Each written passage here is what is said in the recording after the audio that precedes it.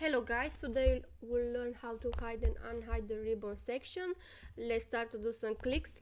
In the right corner on top you will see the ribbon button, and if you select this button will pop out three options. The first one is to auto hide ribbon, and like you see I don't have the tabs and the commands on my display.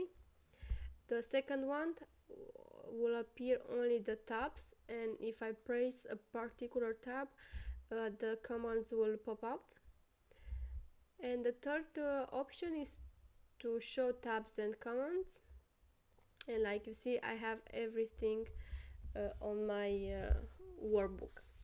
I recommend you every time to have show tabs and commands option, because you can easily access the tabs commands by seeing them. Thanks guys for watching me, and have an excellent day.